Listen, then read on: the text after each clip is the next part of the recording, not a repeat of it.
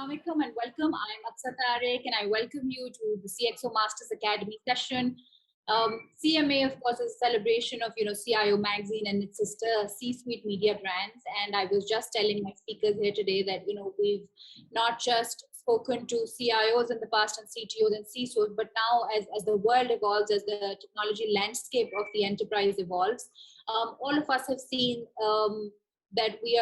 that the dialogue or the conversation about technology, about innovation is not just relevant to the CIOs, but the whole C-suite. And this is exactly what we are trying to do and build here with the CXO Masters Academy. And we welcome all of you. Today's CXO Watchtower Fireside.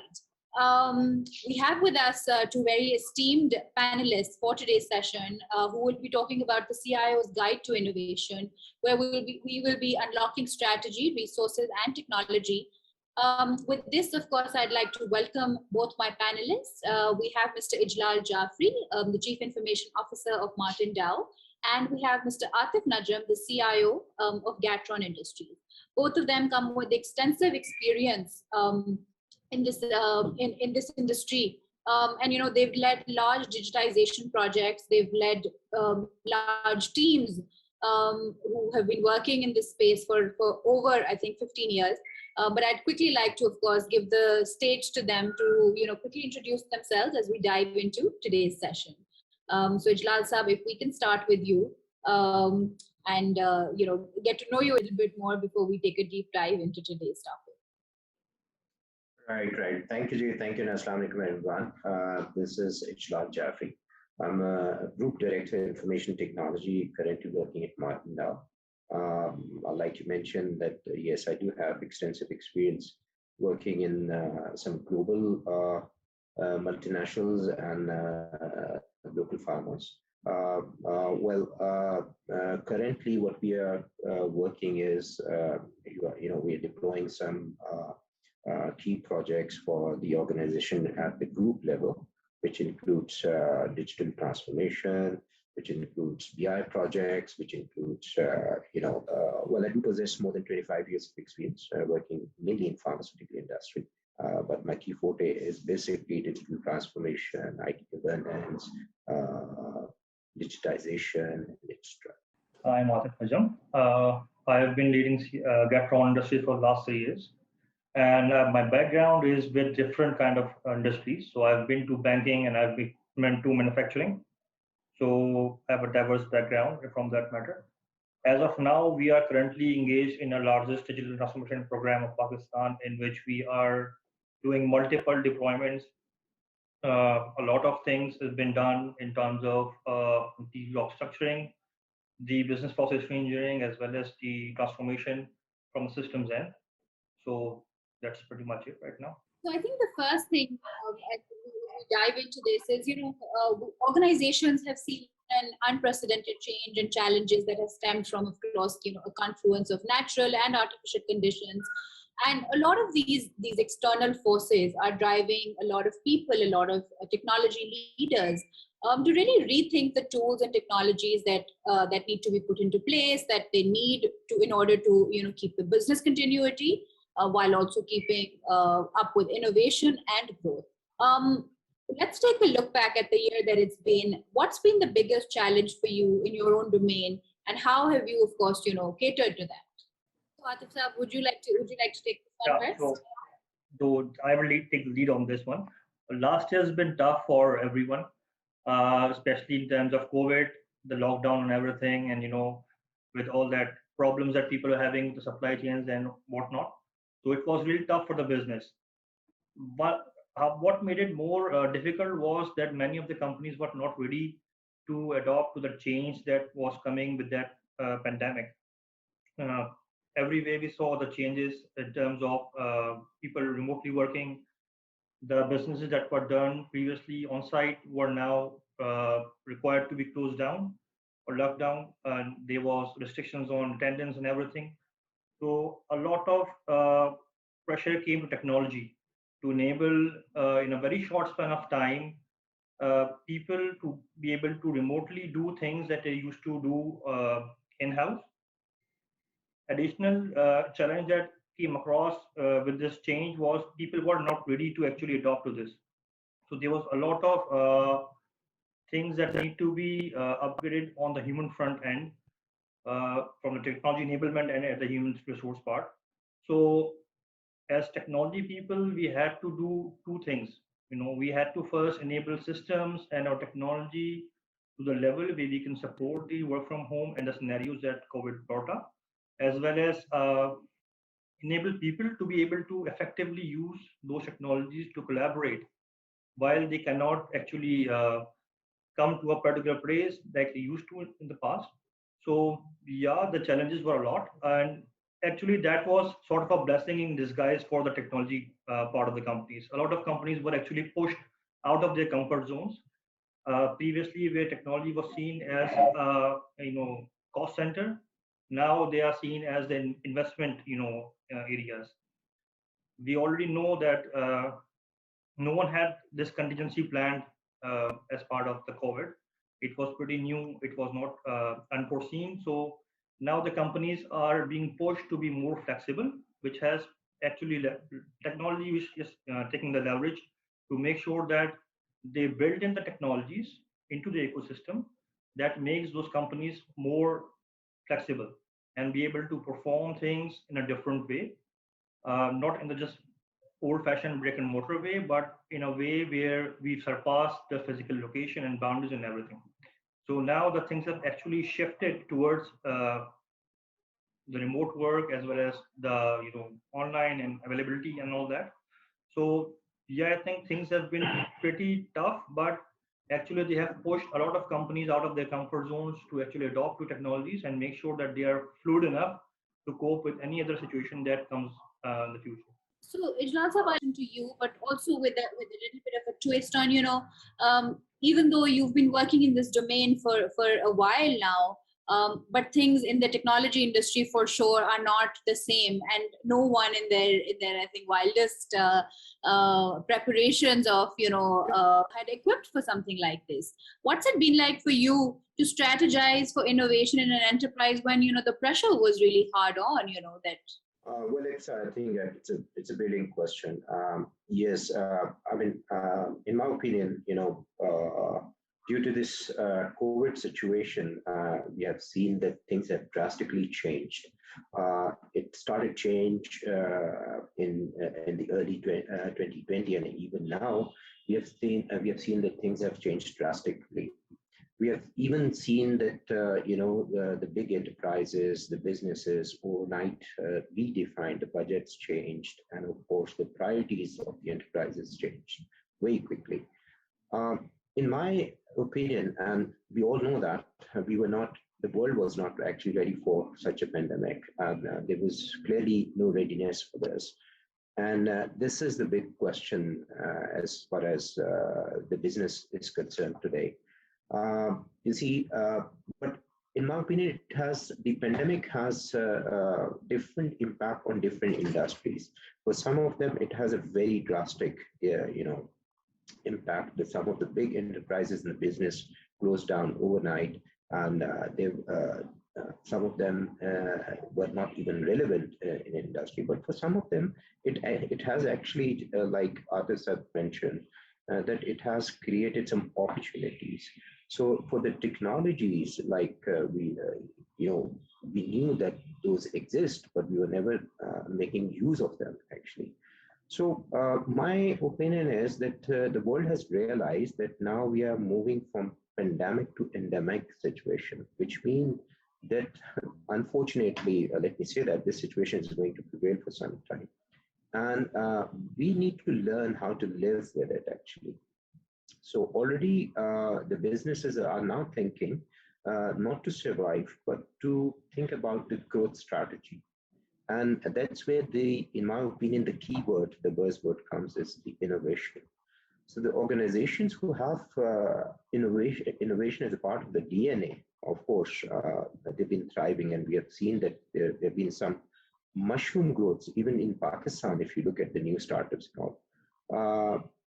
Let me also quote, the other day I was reading a McKinsey report on this.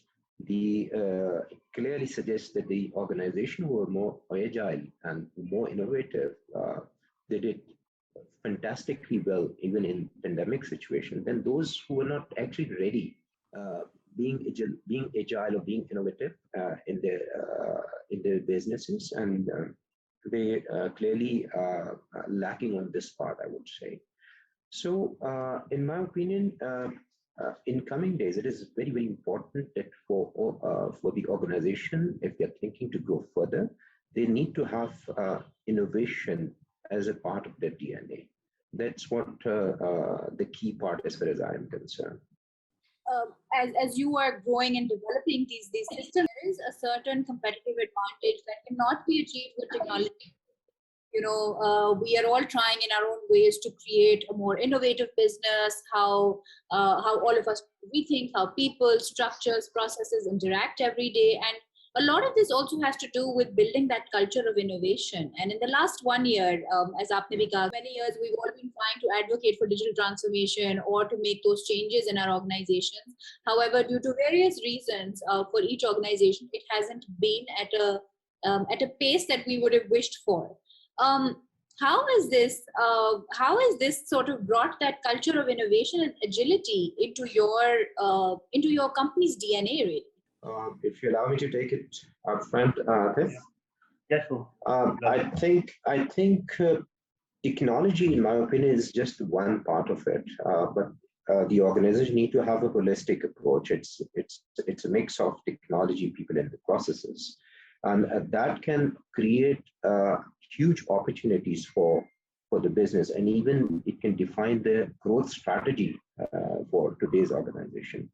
I think I would like to mention, like you said, that if I can relate it to some practical example that what we have done in our organization, let me share one very good live example. It was just around time when we were we were having this pandemic situation, the corona was starting showing its muscles around March last year. Our top management, I should say our MD, actually came up with a brilliant idea, and he launched an executive council in this company. Now, I'll take a few minutes to explain that since you asked me that how it helped and how we created the culture of innovation and resilience in our organization. In fact, it was, I would say that it was a brilliant idea because the basic purpose of this executive council was to bring operational excellence through innovation. And what we did, actually, there were 12 different project managers allocated to this executive councils, each representing from different area and function. And we went through a brainstorming session and all that. And let me mention that I was lucky enough to lead that first executive council here. So, we had these 12 project managers. After spending a couple of months, we came up with some very, very innovative ideas that what we could do for the company. And these ideas were divided into three different dimensions. One was like operational excellence, business process engineering, and employee engagement. I think we worked together. Let's say 3-4 months. We prepared all these ideas were converted into practical projects presented to the board. The board reviewed all those projects, and they actually really liked it because there were some very, very innovative ideas, which you have to understand that, the basic theme of this executive council was that management never wanted to impose something, but they wanted to have the innovation coming from the bottom end. And this was something brilliant because after, in let's say the span of 10 to 12 months, all these ideas were converted into projects. Projects were formally implemented, and it was a great experience because all these project managers felt very motivated. They came up with lots of new ideas, which even probably At the board level, we were not even thinking about those. So when we implemented all these 12 different ideas, I mean, like I mentioned, for employee engagement, for operation excellence, business process engineering, it created a culture for collaboration, innovation, and motivation in the organization. So this is one live example that I can quote here, and which brought a lot of benefits to the organization. So this is one practical example that came in my mind. I wanted to share at this platform. There's a lot of lessons to learn. A lot of people in organizations sort of have like suffer from this bottleneck sort of an issue where digitization projects or projects which are otherwise very progressive in their nature sometimes get stuck in like various pipelines of sorts. But as you explained and detailed out how it's worked for your organization with getting, for example, the board on board, of course, and working with different teams and how they came up with. So I think that entire sense of collaboration has really changed. And I think if there's one thing that COVID has taught all of us is that, collaboration really is the key to moving forward and progressing as an industry also. Atif Sahab, if you'd like to add something in here, I do understand that I think Gatron is one of the biggest digital transformation projects recently. If you'd like to elaborate. Yeah, the thing is that Ijlal Sahab had a different way to, the company had a different way to go to strategy for the transformation. On the contrary, Gatron and Novatex and the group companies at my end had a different strategy to it. So what we did last year, in the start of last year, we actually jotted down what the company is going to be in 3 to 4 years if we need to excel and grow in the way we are doing right now. And we actually realized that technology is one part, but it is very important that the people and the processes should be aligned according to the technology. So what we did, we signed up a few contracts, and we started off with the as is documentation of our processes. We needed to find out what are the redundancies that we have in the processes and what we need to make sure right now and change those processes to adopt technologies more fast and make us more flexible. So we started with that, and once we were done with the process part, then we realized that actually we were structured in a very different way, in a very classical way to put it in more lightly. So we actually went on to restructure the whole group, all teams, the departments, and everything in the middle to align it to the technology initiative that we were about to embark on. So we selected systems that would enable collaboration and that would enable that flexibility that we were looking forward to. And it was all driven by the topmost executive management. So there was no very clear guideline down the lane that this is coming from the very top, and the ownership and the sponsors are very serious about how we need to transform in next 2 to 3 years to make sure that we are flexible enough to adopt and to make sure that we embrace the changes that whatever life throws at us in the future. So it was more of a executive driven initiative, but it was a very complete holistic approach towards processes as well as the human resource side and the technology. So we actually knitted together all three things for a particular goal. So it was done a bit differently at our end rather than what Ijlal has mentioned. Atif, if you allow me to add more thing, actually, I was referring it to different way of collaboration when Aksa was asking me, So what I was trying to refer was the purpose and objective of this executive council board was entirely different. Actually, it's to provide an opportunity for everyone in the organization to come up with the innovative idea and to implement that idea for the betterment of the organization.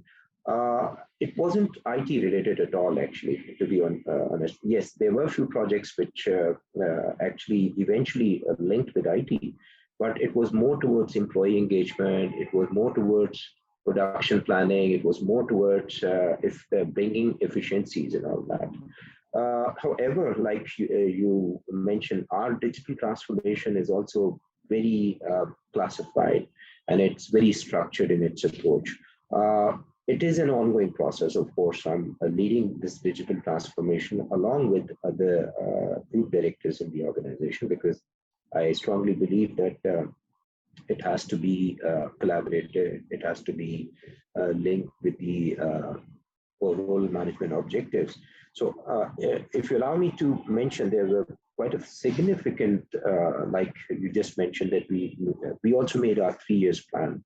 And we came up that, it's not, we came up with the strategy, what we are planning to do in the organization in terms of information security.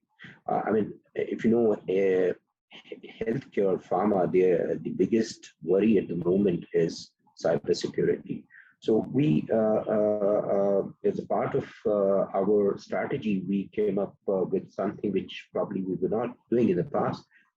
We have actually 5 manufacturing units in Pakistan, and a couple of them in France as well. So we wanted to have a very holistic approach how to secure our OT sites, and we created a huge project out of it, a part of our digitalization, a part of our transformation project. Then we had another project, which was a big launch in the company. It was a BI project. We called it Genesis here, which has a 3 years roadmap, starting from our sales and marketing, SNOP, going into production, going into new product development, going into HR. It's not just a typical BI based upon dashboard, but it's something really making a meaningful insights for the business. So because we are heavily SAP-driven environment, and I'm using actually different flavors of SAP in this organization, knowing the size of the organization and the different acquisitions that we have done in the last few years. We came up with the approach that it would be a little difficult for us to make a consolidated view for the organization. That's why we launched a BI project based upon, so we're getting data from all the data sets and all that, bringing that to the organization so that they can make decisions on that. We revamped our CRM, of course, as part of our long-term strategy. And the most important thing, which I believe was part of our DT, was over the years, if you know Martin Dow, we have done a lot of acquisitions. People were coming from different cultural background, different organizational background. So it was a bit of challenge for us, my group director HR and myself, to implement a one common HR system in the organization, because we were using a lot of different payrolls, even in different entities. So bringing them to one HR system and to make it usable for all the users, like for the ESS to collaborate amongst themselves, to making all the information as a part of day-to-day routine, was quite a project in itself. So coming back to, just to sum it up, yes, we have a digital transformation project, which is keeping people, processes, and systems in one stage. But like I said, I was just referring to Aksha, that what we thought differently was, I think, Executive Council launch, where we wanted to allow people at all the different levels to come up with the ideas, having the ownership of the organization. They can bring idea, if it is innovative idea, convert into project. If we get the acceptance from the top management, why not implement that? So that's how we work. Yeah. About building that, not just a culture of innovation, but also ownership, which is, has been a big challenge in the past, that there are traditional organizations that sometimes do not allow that room for innovation, because there are a lot of bottlenecks and there are other sort of challenges as well. Picking up on some of the points that you've discussed, I'd like to now sort of shift the focus towards agility into the systems that already exist. So we talked a little bit about the applications or the infrastructure. If both of you could sort of elaborate a little bit about some proven cloud technologies or approaches that you've considered. So maybe talk a little bit about embracing hybrid and multi-cloud, because we've all seen that it's not like, no longer is this a matter of if, it's a matter of when we get to it.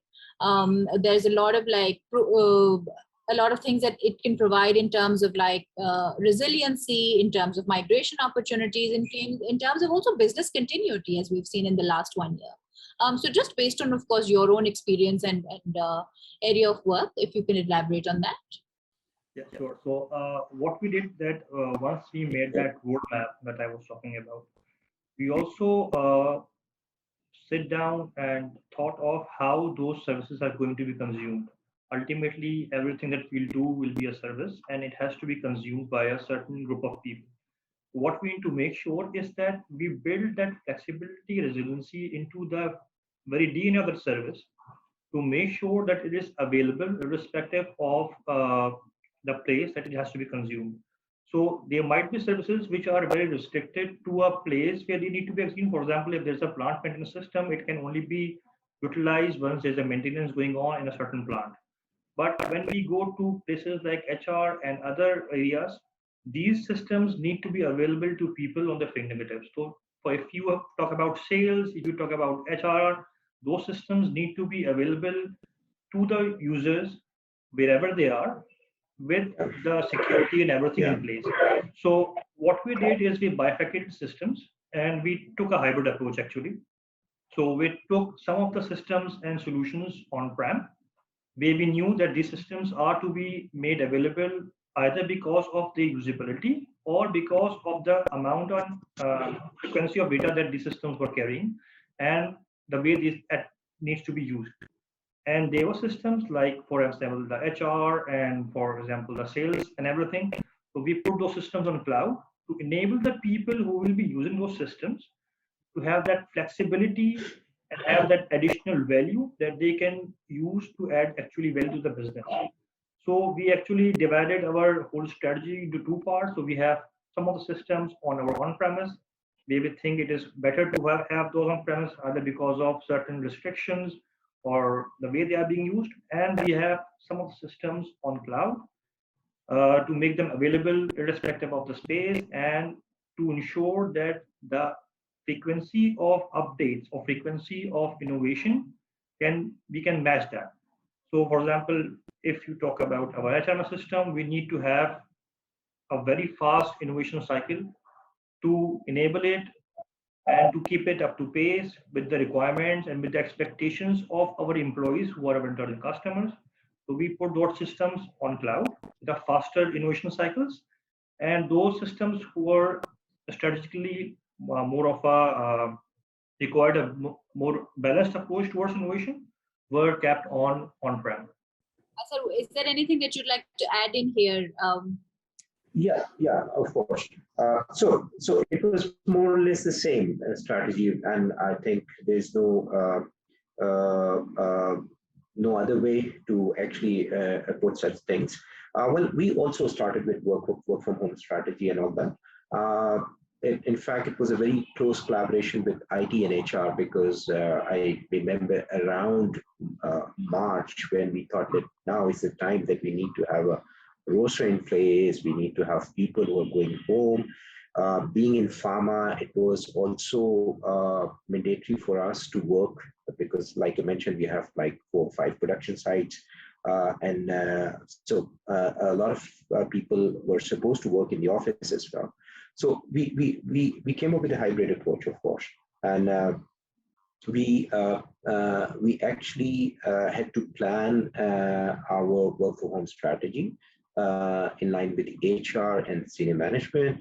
Of course, there were a lot of, the tools were the same that everyone used in the organization. But I think the most important thing was that what we used to gauge at that point in time, because I would say that things have changed a bit, but at the very outset, that we were closely monitoring it very closely, that how effective we are in our collaboration, in our meetings.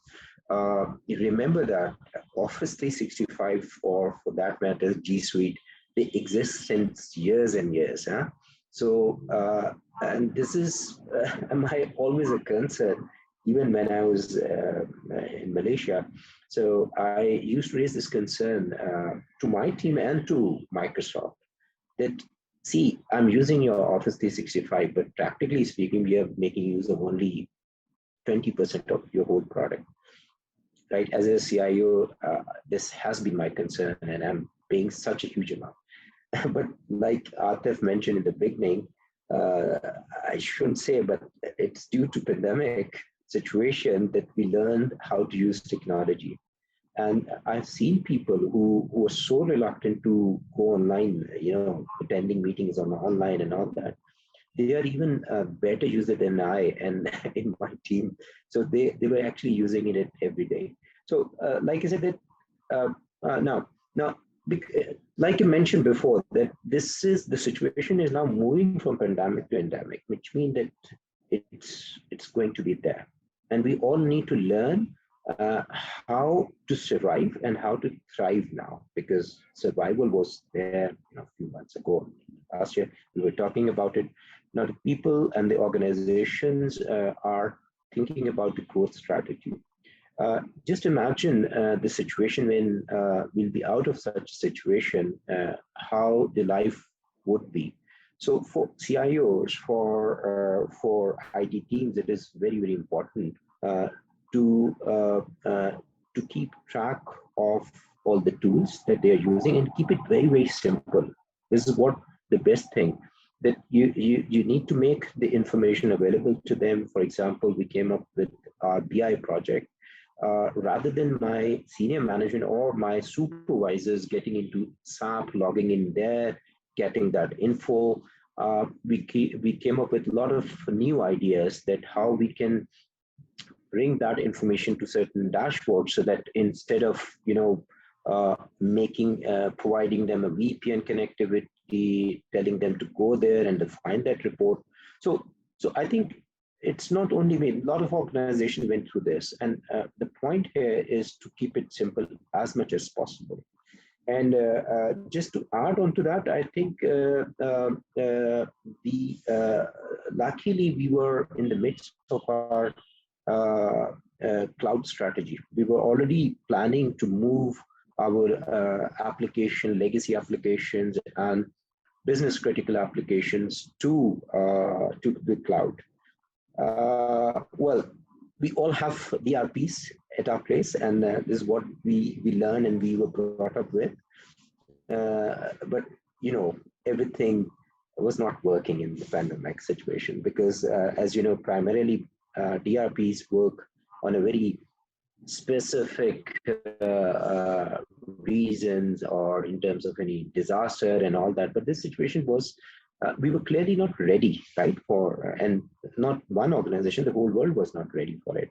So again, going back to the point, I think the key point remains that the strength of the organization in today's business, it's its ability to adapt change and to put innovation as a DNA of their part of it.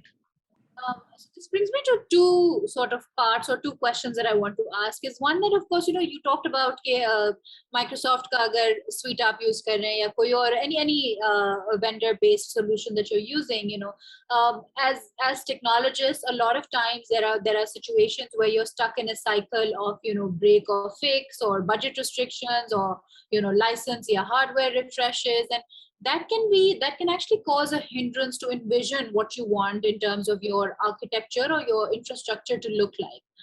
But what if you, for example, started with a vision of what your technical and business leaders could do if the tools weren't holding you back? There are a lot of times, and I think even yesterday we had this session where we were talking about that sometimes it is those exact same tools which are enablers. They are the ones that also hold us back, because kabhi wo technology is obviously, as humans are growing, technology is also growing. A lot of it is also developed by humans. So how do we create that balance? And does this mean that you need to rehaul your services or offerings entirely? Would it mean that you need to broaden, say, your customer base, the provision of services that you give to your employees to work from anywhere, as we talk about remote accessibility, work from anywhere wala job culture ek aa gaya hai? So the thing is, yes, you are right. The problem, which Ijlal rightly mentioned, is there's been a lot of tools available to us. But the point is that when a CIO sees a tool, it sees a different set of functionalities and things that that tool can deliver. The Yeah. challenge is that at some point in time, all of the CIOs, I guess, uh, understand that that tool is not being used to its full extent or capability. And at the end of the day, when we sit down and try to realize that what is the value that we have provided by procuring that tool on a certain cost, we end up in now having numbers which do not add up. So the challenge is not about the tools itself, but it's about uh, bringing the overall level of technology awareness of the organization to a level where they can actually utilize those tools in a much better way. Uh, if the kids can learn, I guess everyone can. So it was just uh, another problem that I have personally noticed is usually IT was or the technology or tools provided by IT were not considered as integral part of the work that people were doing. So let's say if there's a department who is doing certain job, they think IT is a separate tool which has been provided to me, and I can, choose to use it to a certain extent and choose not to use it to a certain extent. But things have changed now. It's time now for the users and for organizations as a whole to have a culture to understand the value that those tools provide in getting the job done. uh, that job might be of that particular department, but those tools are there to support and help that department achieve it in a much better way or faster way. So this is the more focus where we need to be. Revamping technology, you cannot do it over time. First of all, you have to have your budgets and everything in line. But what you need to do is you need to have a well thought out strategy, and once that strategy has been implemented, make sure that every one of your users know what is expected, what is the value that you think or you has envisioned will be delivered through the tools that have been provided to them.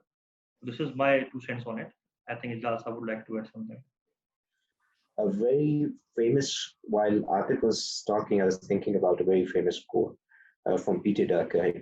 It says that in a time of turbulence, the biggest danger is not the turbulence, but it is the mindset or it is the logic of yesterday that you use to solve it.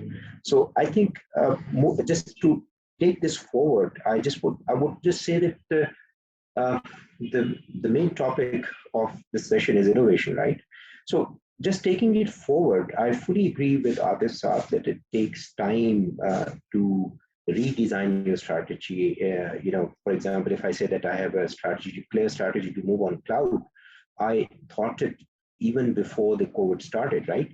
But having said that, I think if for me the clear answer is cloud technology right now, not doing any good for us, for the organization these days. So obviously, like I mentioned before, this pandemic situation created a lot of problems for certain organization, but it created a lot of opportunities for others as well. Uh, there's a very famous company which is basically energy company. I think it's called Wisman. They create basically it's an energy company, but in the pandemic days, they went on to make ventilators for the patients, and they started using it. They started using collaboration tool like G Suite and all that with their customers, with the production team, while being working from home, and they could increase their productivity by many folds. So my opinion is that it is really important for organization to have a very strong cloud strategy. When we say cloud, it has many flavors, as we all know. it could be hybrid, it could be cloud native. Your whole application architecture, in my opinion, needs to change. And you need to have if we are talking about future, we need to have cloud native architecture more and more. And there comes, of course, we all understand what are the security concerns, what are the, but this is something that we need to think about, because I think I have learned this from this situation, that we need to think differently. We need to act quickly, or maybe we need to act today to get ready for something which is coming up. I think, which is a little beyond than my DRP, conventional DRP and all that. So that is, we probably need to have to think out of the box and have to come up with the, I don't know, I would suggest that even we should think about DevOps, SRE. There are a lot of solutions that we need to think about. And we need to create a certain level of agility for our organization, for our employees, because if, God forbid, if something comes up, we are at least ready in terms of our business, how we can remain relevant as far as the business is concerned. One thing that I'd relate to this, आपने एक पहले एक point mention किया था about smarter decision making with the use of data. So, for example, analytics, we've all seen that it's a powerful tool, but insights have little value if they don't result in action. And I think, Ijlal Sahab, as you had mentioned earlier on, that it's not just enough that we collect data now. Big data has to become a part of our DNA as we make smarter decisions. A lot of decisions, like you said, we had to make them today, or we had to make them yesterday. So we're already sort of, finding it challenging to keep up with the pace of innovation globally as well as locally. And so I think that's one thing that, building to process and analyze large data sets, and making, of course, the same technology that makes this happen is available for all businesses.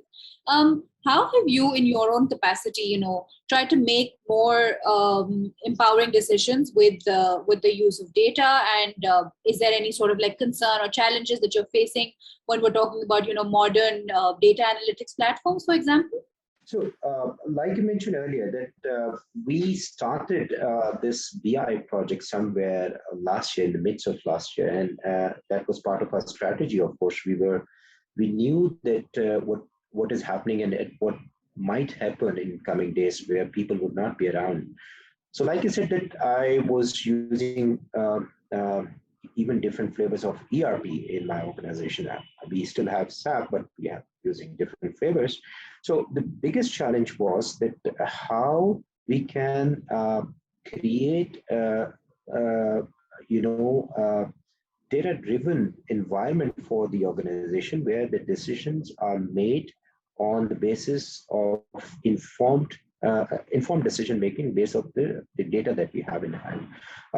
Let me share with you my own strategy, and mashallah, it has been a great success in this company. We call it Genesis. It's a project, and we, as the name suggests, I always wanted to start this project with something very, very basic, because I have implemented BI projects at very large scale in different organizations. But here, since we didn't have a one common BI tool available in the organization, so I came up with the approach that, first of all, I need to collect the basic information that my management, my supervisor, my middle management wants to see on a day-to-day basis. So I never came up with something very flashy. I came up with something, a basic dashboards along with the tabular form data that they wanted to use and wanted to see for the decision. But I have a very clear strategy where I'm going to take it from, because our BI is still based upon predominantly on the internal data. And my vision is to move to the big data, where I'm going to bring, if you know pharma industry, so it's like IMS data and all that, so that we have a competitors information on that, so that we can see how we're performing against our competitors and all that. But for all BI, I have done numerous implementation, but I've seen the big projects getting failed. If you're starting something with something, you must have something, a larger picture in your mind, but you cannot start something at the very outset, which is something very flashy and very big, and which is not being used by the people who matter. Let me also share, because every day I look at my BI, and the biggest user of this application is my chairman and MD.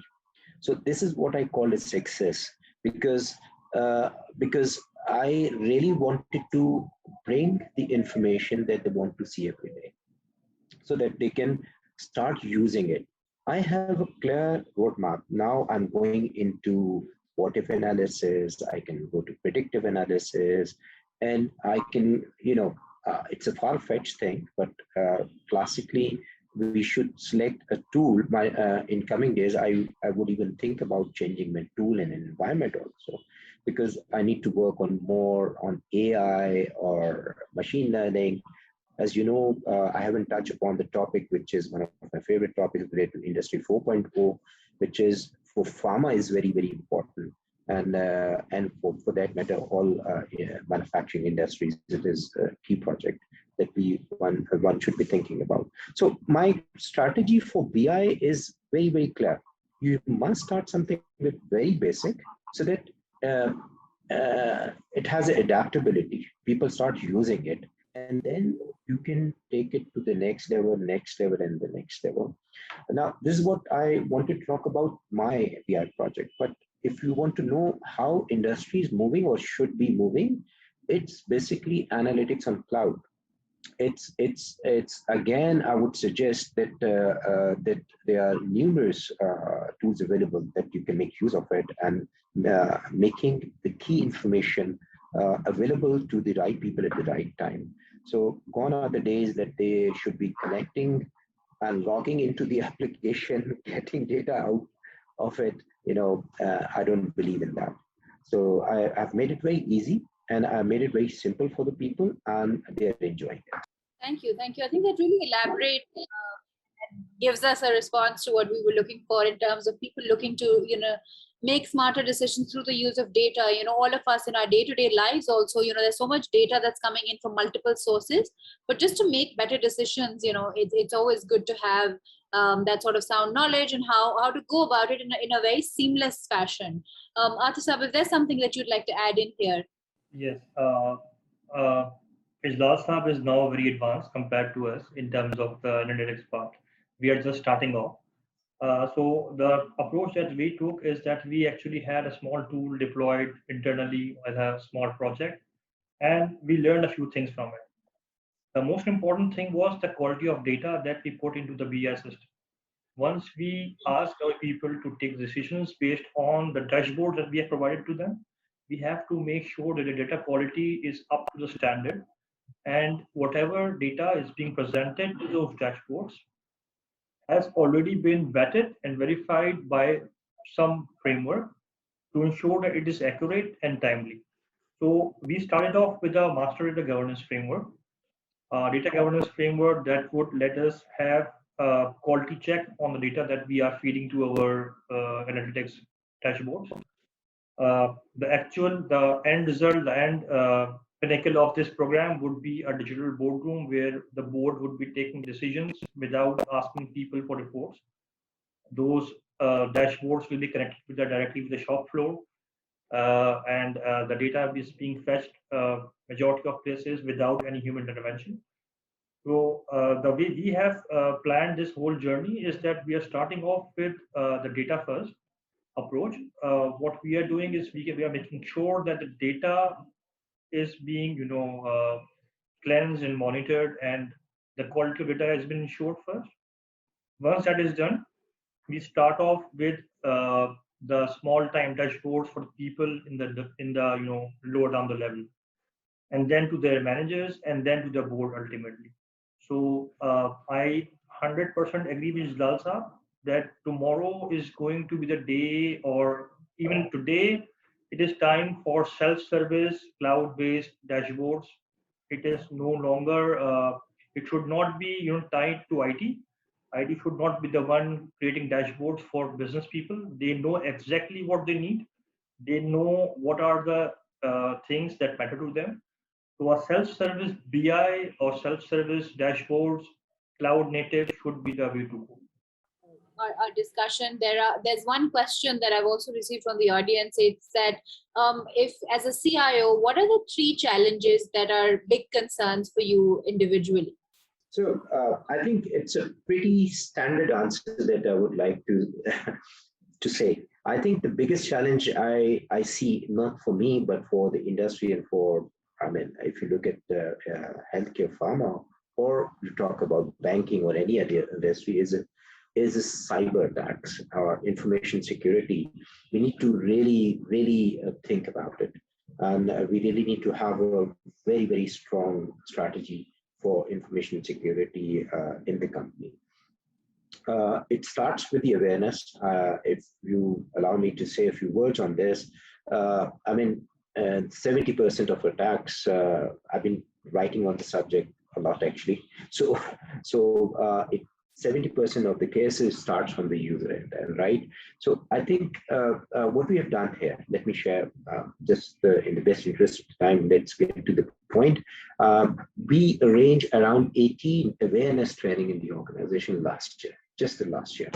And obviously, and then we categorize it at a different level. We categorize it for the users who are just sending emails and all that, for the user who are using certain applications. But for the senior management, we have entirely a different show.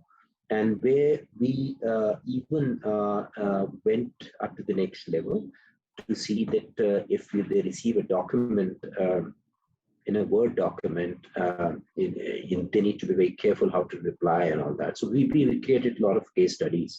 The point I wanted to raise here is that information security is the biggest challenge right now.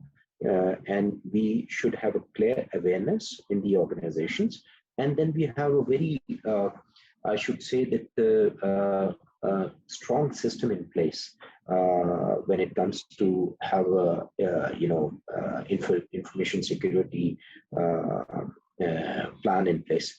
Second, what I see is what I mentioned earlier. You see, this has been a challenge, and I always put up a question to myself: whether the technology that I'm using, are we really making the best use of it or not?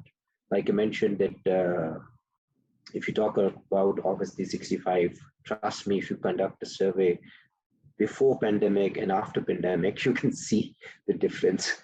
The people even did not know that what was Microsoft Teams, and their company was paying huge amount every month for the product which was never used.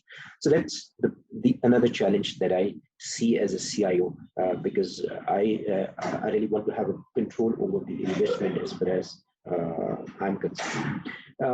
Then I think I'm planning a technology day in my organization. So I try and do that every year. And it is very, very important because we make our business plan, we make a lot of presentation in the board, we make a lot of reports. But I think it is also very important for CIOs to have one technology day for the company in which they can have the group sitting and listening what we are planning for 1, 2, or 3 years, how we are going to, because I don't even want to use IT as a support function. It was long ago, right? So I believe IT is very much standing with the business in terms of its innovation, in terms of its expansion. So I believe that we need to make people more and more IT savvy, because it's not a tool, like I said before, that probably some of the people in my company use better Zoom than me because they are doing 5 or 6 meetings in a day. I don't use it so often. So it is something that we should be part of our day-to-day life. So there shouldn't be any heuristics about the tools that we have in hand and how to make best use of it. These are the three challenges that I see. All right. So for me, I think the first is most important challenge that I see is change management.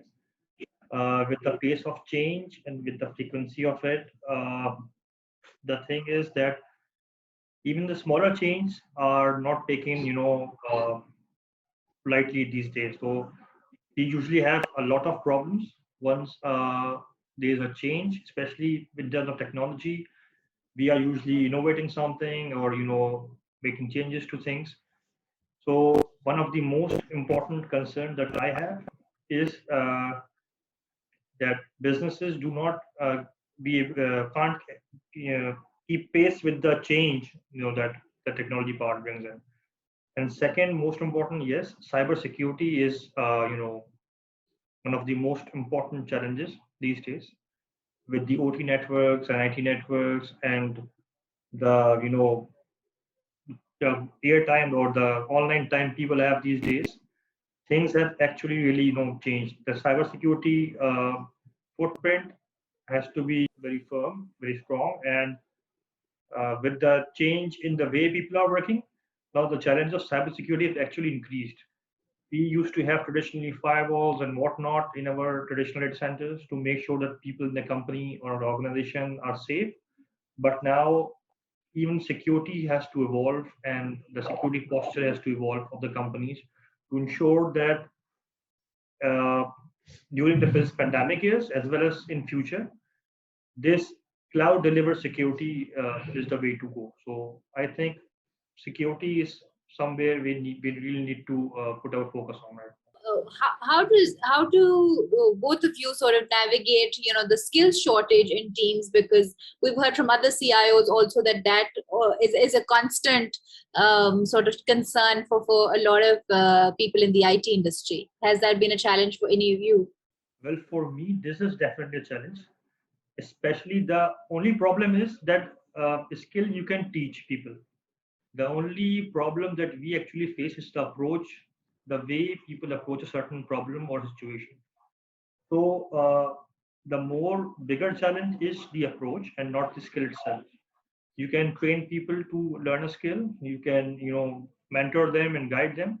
But the whole idea is that using that skill with the approach that is required to solve a problem is the main part where we actually have challenges. So there are very few people, uh, very few resources who can actually think holistically and can actually think before they actually act that what impact whatever they are doing right now is going to do on other parts of the technology which is connected with their particular piece.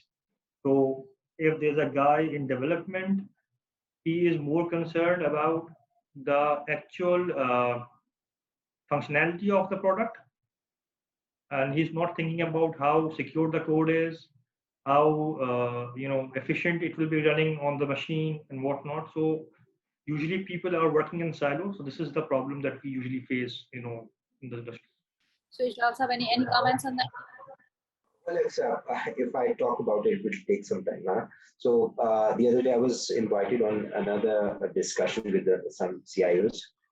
This was the key point, and I believe it's a very big challenge. And just to sum it up, it's very difficult to get the right resource for the right job that we have in hand. So I really struggle in that, and for the candidates to select, I at least need them twice, if not thrice.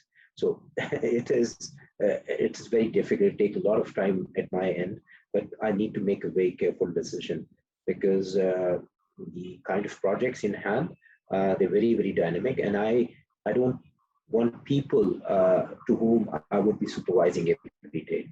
I need people who could actually add value, and that's very difficult to find. So that's why it has been a big challenge for me, and it's still a big challenge. All right, thank you very much. I think we've come to the end of today's session. If there's any closing comment that any of you would like to make, now would be your chance. Anything from you? Well, just to wrap it up, I have just one straight line that For me, technology alone cannot deliver. It does not guarantee you any success. You have to have a holistic approach, people, processes, and like I said earlier, I would say that innovation is the key, and it has to be part of your DNA. That's what I would like to say. Just to add on to what Zasab has said, I think people will take precedence if you have to choose of the three. So a lot of change is, or a lot of initiatives are to be driven by people for the people. So, technology will play its part and the processes will, but it will all come down to the quality of people that you have to implement those technologies. Absolutely. And I think just coming up, firstly, of course, I'd like to thank our partner Commtel for today's session, and our panelists, Atif and Ijlal sir, thank you very much for sharing your insights and your knowledge with us. This brings us to the end of the session. As we wrap up, just one thing I'd like to say is that, once we get past this pandemic, the workplace we will return to will look very, very different from what we were used to. The tools that we've embraced to weather the change, collaborative documents that we've been using, virtual meetings that we've been hosting, and also this distributed workforce culture that we've all sort of gotten used to in some ways or the other. They're likely to remain pervasive even after we emerge from this pandemic. So the more organizations, as Ijlal Sahab said, we have to keep innovation at the center of anything that we do.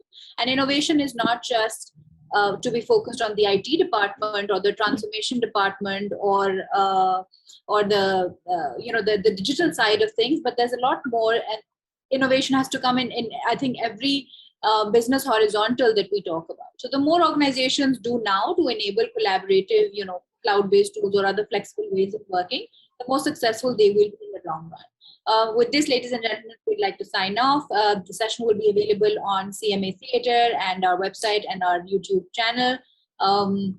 Thank you very much to our speakers once again, and Allah Hafiz.